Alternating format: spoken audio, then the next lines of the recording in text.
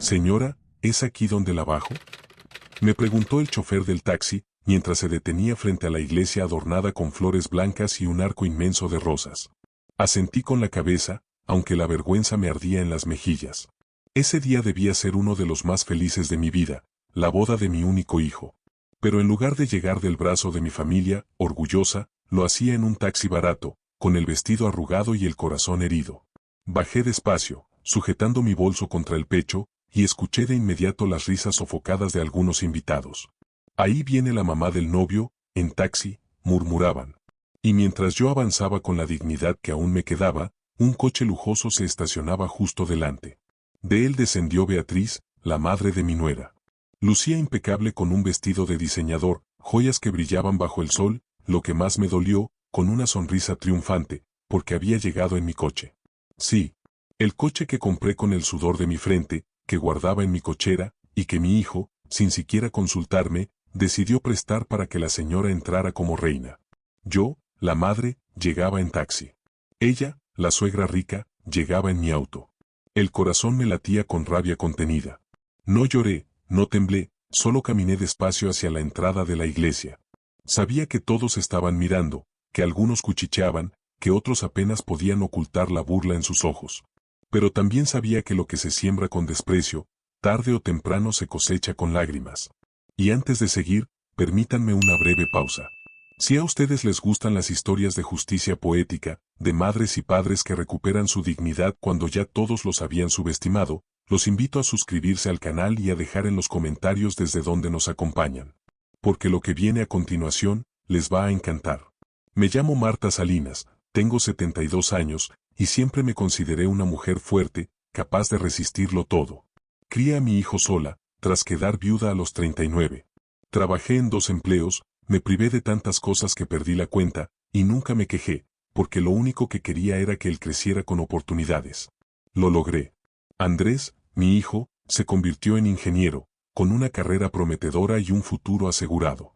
Yo lo veía y sentía orgullo, aunque también una sombra de miedo, la de que un día olvidara de dónde venía y quién lo sostuvo en sus momentos más débiles. Ese miedo se volvió realidad el día que conoció a Carolina, su ahora esposa. Carolina era una joven hermosa, de modales refinados y sonrisa ensayada. Desde el principio, noté que me miraba con un aire de condescendencia. Nunca lo dijo en voz alta, pero en sus ojos se leía un mensaje claro: tú no eres suficiente para este mundo al que quiero pertenecer. La relación fue rápida, intensa. Y con Carolina vino también su madre, Beatriz. Una mujer que parecía vivir para humillar a los demás con su ostentación. Cada joya, cada vestido, cada palabra suya era una daga disfrazada de cortesía. Doña Marta, qué sacrificios los suyos, criar sola a un hijo. Aunque claro, decía Beatriz con sonrisa envenenada, no todas nacimos para quedarnos en lo poco. Yo sonreía en silencio, porque había aprendido que discutir con gente así era desgastarse en vano. Pero en mi interior, las palabras se acumulaban como brasas encendidas. El día de la boda debía ser mi momento de orgullo. Pero apenas amaneció, recibí un mensaje de Andrés. Mamá, no te preocupes por el coche, ya lo está usando Beatriz. Yo te pedí un taxi para que te lleve a la iglesia. Me quedé helada. Le respondí. ¿Y por qué ella sí y yo no? Su contestación fue breve, seca. Mamá, entiéndelo, ella es la madre de la novia. Tiene que dar una buena impresión. Tú, llegarás igual, lo importante es que estés. Ese mensaje me partió el corazón en 1000 pedazos. No eran palabras de un hijo agradecido. Eran las de alguien que había dejado de verme como madre para verme como estorbo. Cuando entré en la iglesia, lo hice con la frente en alto. No iba a permitir que me vieran derrotada. Pero por dentro, cada paso era un martillazo en el alma. Vi a mi hijo en el altar, nervioso, sonriente, radiante en su traje. Y me pregunté, ¿acaso este es el mismo niño al que le compraba zapatos de segunda mano porque no me alcanzaba para nuevos? ¿El mismo al que cargué cuando se enfermó de bronquitis y pasé noches en vela rezando que sobreviviera? El orgullo y el dolor se mezclaban como veneno en mis venas. Beatriz pasó junto a mí, envuelta en perfume caro, con una sonrisa triunfal. Qué lástima, Marta, que el tráfico te haya retrasado. Yo llegué puntual en tu coche, comodísimo, por cierto. Su risa retumbó como una bofetada. La miré directo a los ojos y le respondí con voz suave, pero firme. Disfruta el viaje, Beatriz. A veces los asientos de cuero guardan espinas invisibles. Ella se rió, pensando que mis palabras eran un disparate. No sabía que esa boda, tan cuidadosamente planeada, escondía un secreto que pronto saldría a la luz. Un secreto que yo misma desataría. La boda de mi hijo no fue el primer día en que sentí que mi esfuerzo era subestimado. No. Para llegar a ese taxi humillante, primero tuve que recorrer un camino largo de sacrificios, silencios y desprecios disimulados. Conocí a Héctor, mi esposo, cuando yo era muy joven. Él era carpintero, un hombre sencillo, trabajador, con unas manos firmes y un corazón inmenso. Nuestra vida nunca estuvo llena de lujos, pero sí de amor. Juntos compramos una casita pequeña en las afueras, donde soñábamos criar a nuestros hijos. El destino, sin embargo, fue cruel.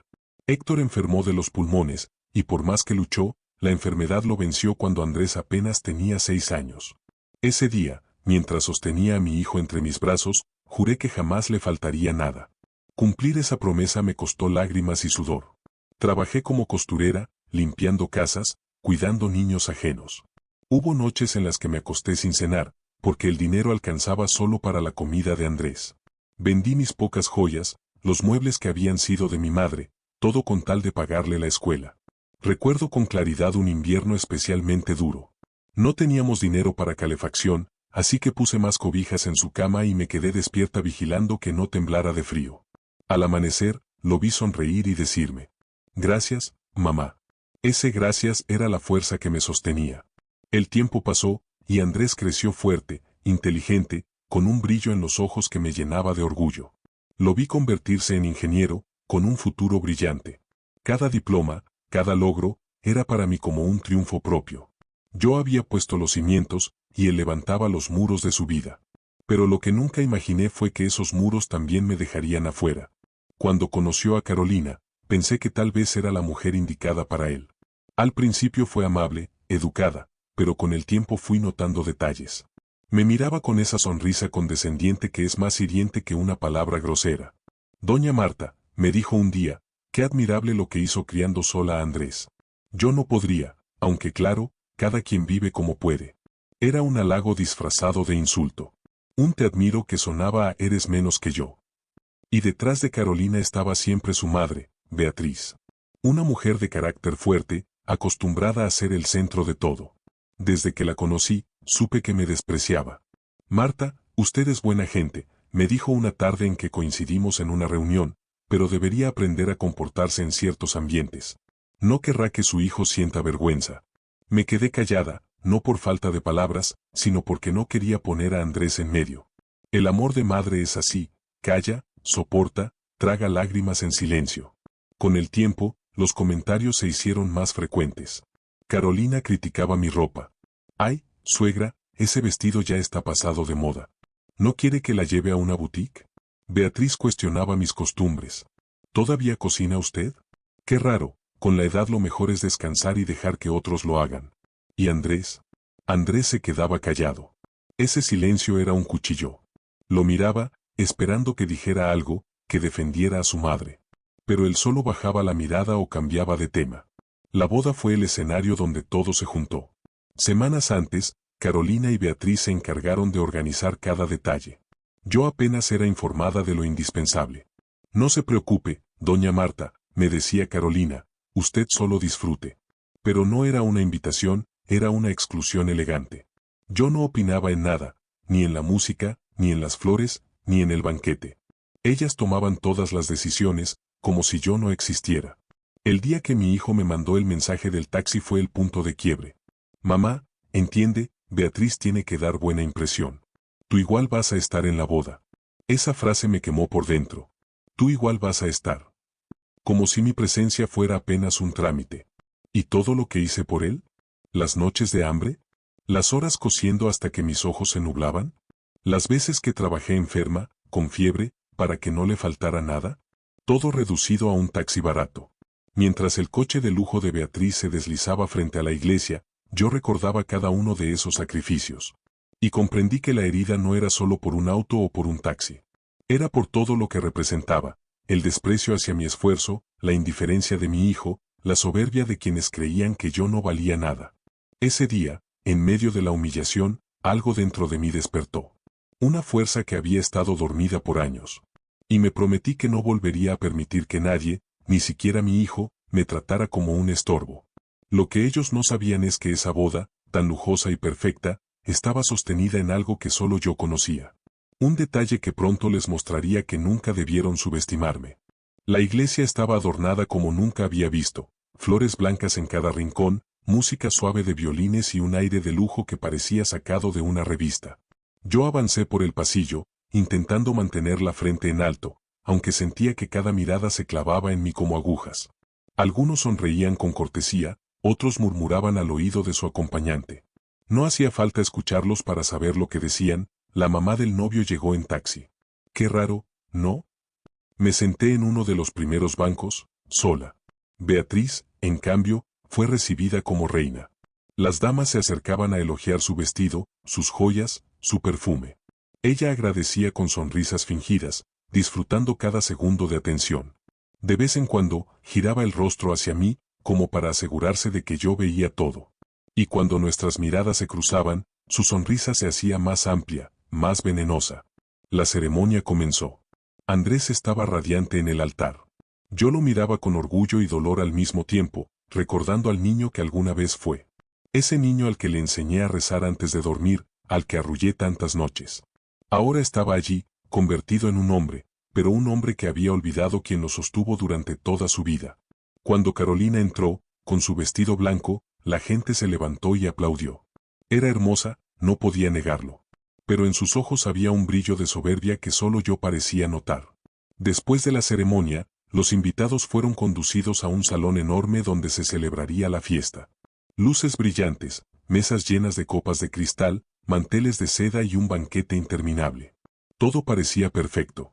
Yo me acomodé en una mesa lateral, junto a algunos parientes lejanos. Beatriz, por supuesto, ocupó la mesa central junto a los novios, sonriendo como si fuera la verdadera protagonista de la boda. Los desplantes no tardaron en llegar.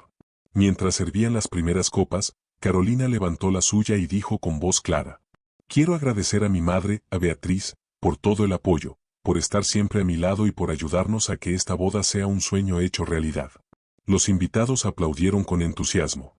Yo esperé, ingenuamente, que Andrés dijera algo sobre mí. Pero no. Solo sonrió, asintió y bebió de su copa. Nadie mencionó mis sacrificios, mi apoyo, mis años de esfuerzo. Era como si yo no existiera. Un primo lejano, incómodo con la situación, trató de salvar el momento y dijo en voz alta: «Y claro, también la mamá del novio merece un aplauso, ¿no creen?». Algunos aplaudieron tímidamente. Carolina sonrió, con esa sonrisa de cuchillo, y añadió: «Sí, claro, gracias también a doña Marta por venir». Por venir. Como si mi único mérito fuera presentarme. Sentí un nudo en la garganta, pero no lloré. Solo apreté las manos sobre mi regazo y me quedé en silencio. Durante la cena, Beatriz se inclinó hacia un grupo de señoras y dijo lo bastante alto para que yo escuchara: «Es que una boda como esta cuesta mucho dinero. No cualquiera puede organizar algo así». Las señoras rieron y la felicitaron. Yo bebí un sorbo de agua y contuve la respuesta que me quemaba en la boca: «El dinero salió de mis manos, señora.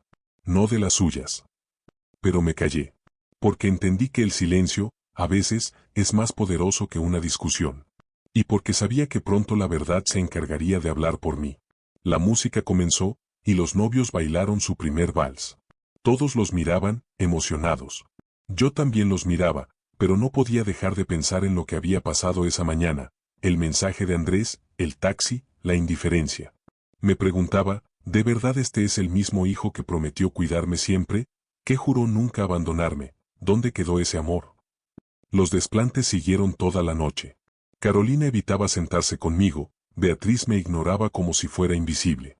Cuando un invitado se acercó a preguntarme si yo había ayudado en la organización, Carolina respondió antes que yo: «No, no, doña Marta no se preocupó por nada. Todo lo organizamos mamá y yo». Me mordí los labios. Porque la verdad era otra. Yo había firmado cheques, había dado anticipos, había asegurado que todo estuviera cubierto. Ellas organizaron, sí, pero con mi dinero. Mientras los invitados reían, brindaban y bailaban, yo observaba en silencio. Cada palabra, cada gesto, Cada desplante se guardaba en mi memoria como clavos en una tabla. Y en mi interior, una voz repetía sin cesar: esto no quedará así. Nadie me humilla sin pagar el precio. Andrés, en medio de todo, se mostraba distante conmigo. Pasaba de mesa en mesa, saludaba a todos, pero apenas se acercó una vez a mí. Me dio un beso rápido en la frente y dijo: mamá, espero que estés disfrutando. Yo lo miré y respondí con calma: claro, hijo. Estoy aprendiendo mucho esta noche. Él sonrió sin entender y se marchó. No sabía que esas palabras eran una advertencia, que yo ya había tomado una decisión.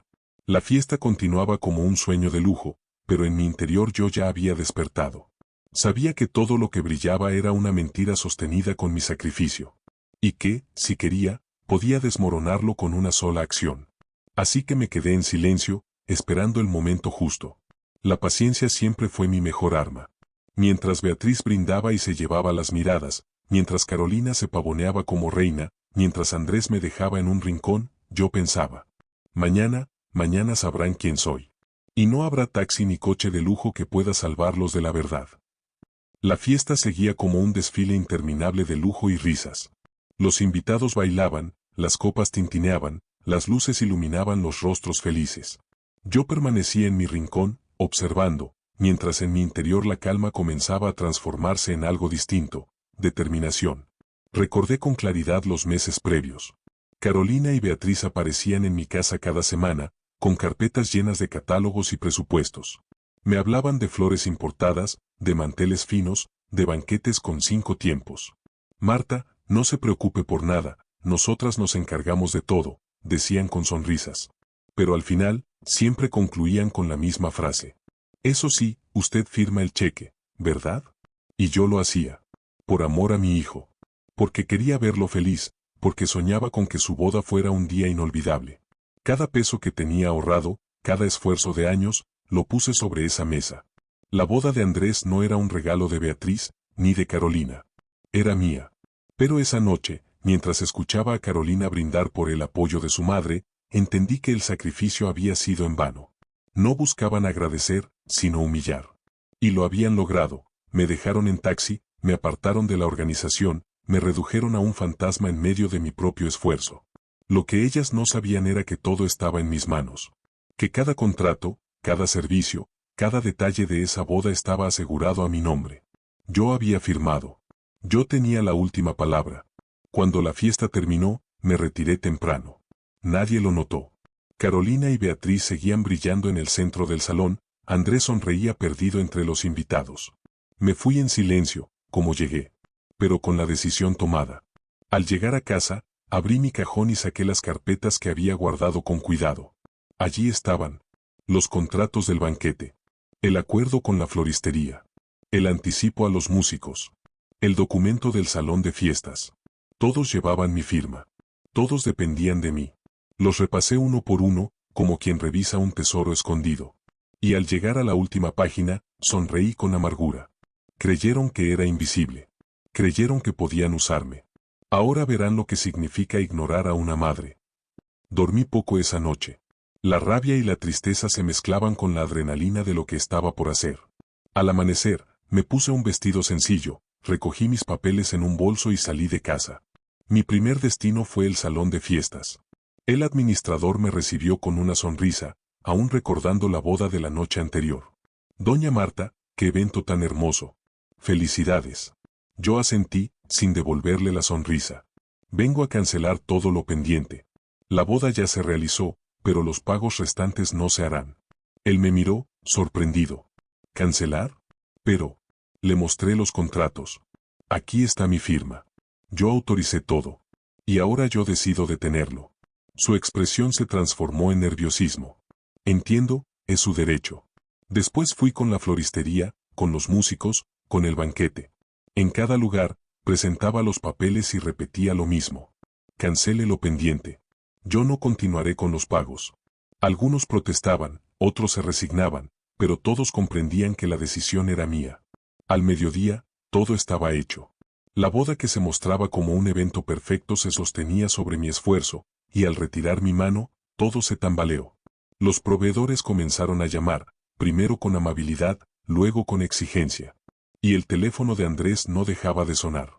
En la mansión, la calma de la mañana se convirtió en caos. El banquetero exigía el pago pendiente. La floristería pedía liquidación inmediata. Los músicos amenazaban con demandar. El salón de fiestas anunciaba que el contrato había sido invalidado. Andrés, confundido, buscaba respuestas. Pero, ¿cómo es posible? Todo estaba arreglado. Carolina lloraba, histérica. Mamá, di algo. Tú te encargaste de todo. Beatriz, pálida, intentaba mantener la compostura. Yo no firmé nada, fue Marta. El silencio cayó como una bomba. Todos comprendieron lo mismo en ese instante. Nada de lo que habían presumido pertenecía a ellas. Todo había estado en mis manos desde el inicio. Esa tarde, mientras me preparaba un café, recibí la primera llamada de Andrés. Mamá, su voz temblaba, ¿qué está pasando? El salón dice que cancelaste todo. Respiré hondo, dejando que mis palabras salieran despacio. Lo que pasa, hijo, es que por primera vez en mucho tiempo decidí hacerme respetar. Hubo un silencio largo al otro lado de la línea. Yo continué. Tú me mandaste en un taxi, le diste mi coche a Beatriz, me ignoraste toda la noche. Me trataste como si no valiera nada. Pero ahora sabes la verdad. Sin mí, esa boda jamás hubiera existido. Andrés sollozó. Mamá, yo no sabía que. No quisiste saber, lo interrumpí. Preferiste cerrar los ojos y dejar que ellas me humillaran. Pero ahora la vida te abre los ojos de golpe. Colgué antes de que pudiera responder. No necesitaba excusas. Lo que necesitaba era que entendiera. En la mansión, el caos aumentaba. Los invitados que aún estaban en la ciudad se enteraban de la situación y comenzaban a murmurar. ¿Cómo que la boda no estaba pagada? ¿Cómo que todo dependía de la madre del novio? La humillación que habían planeado para mí se volvió contra ellos. La vergüenza era ahora suya. Yo, en mi casa, me senté en la mecedora, respiré profundo y sonreí por primera vez en mucho tiempo. No con rencor, sino con la satisfacción de haber defendido mi dignidad. Sabía que el clímax aún no llegaba, que la confrontación final estaba por estallar. Pero ya había dado el paso más importante, demostrar que no era invisible. Las llamadas siguieron toda la noche. Andrés insistía una y otra vez, con la voz quebrada, pidiendo explicaciones, buscando que le diera una salida. Yo no contesté más. Sabía que el momento de enfrentar las cosas no sería por teléfono. Tenía que mirarlos a los ojos. Al día siguiente, me levanté temprano. Me puse un vestido sobrio, negro, y un chal azul que había heredado de mi madre. No quería aparentar lujo. Quería dignidad. Guardé de nuevo los contratos en una carpeta y caminé hasta la mansión donde aún quedaban invitados comentando el escándalo. Cuando crucé el portón, sentí todas las miradas clavarse en mí. Algunos cuchicheaban. Es la madre del novio. Dicen que todo estaba a su nombre. Ella pagó la boda. Yo avancé sin prisa, con la frente en alto, hasta llegar al salón principal. Allí estaban ellos, Andrés, con el rostro demacrado, Carolina, pálida de furia, y Beatriz, roja como un tomate, intentando mantener una dignidad que se le escapaba de las manos. Tú arruinaste todo, gritó Beatriz apenas me vio. ¿Cómo pudiste hacerme esto? La miré con calma. No, señora. Yo no arruiné nada. Ustedes lo arruinaron cuando me humillaron, cuando me enviaron en un taxi mientras usted se paseaba en mi coche. Carolina dio un paso adelante, con los ojos llorosos. ¿Entonces todo lo que dijiste era cierto? ¿Que la boda dependía de ti? Saqué la carpeta y la abrí sobre la mesa. Aquí están los contratos. Todos llevan mi firma. Sin mí, nada de esto hubiera sido posible. Un murmullo recorrió el salón. Los pocos invitados que quedaban se miraban entre sí, sorprendidos. Andrés se levantó, con lágrimas en los ojos. Mamá, yo no sabía que... Lo interrumpí con un gesto. No digas que no sabías. No quisiste saber. Cuando tu esposa y su madre me pisoteaban, guardaste silencio. Cuando me mandaste en un taxi, decidiste ignorar todo lo que hice por ti. Su rostro se contrajo de dolor. Perdóname. Me acerqué, lo miré de frente, y dije con voz firme. Una bofetada se perdona. El desprecio, no tan fácilmente. El silencio fue absoluto. Todos lo escucharon. Todos entendieron. Beatriz explotó, incapaz de contenerse. Esto es un escándalo. Nos dejas en ridículo delante de todos. Sonreí con serenidad. No, señora. El ridículo se lo hicieron ustedes solas, creyendo que podían tratarme como un estorbo. Yo solo dejé que la verdad saliera a la luz. Carolina comenzó a llorar, desesperada. Mamá, basta. Ya no podemos ocultarlo. Los murmullos crecieron. Los vecinos, los familiares, los amigos, todos comentaban lo mismo, que la verdadera protagonista de la boda no había sido Beatriz, ni Carolina, ni siquiera Andrés. Había sido yo, la mujer a la que habían despreciado.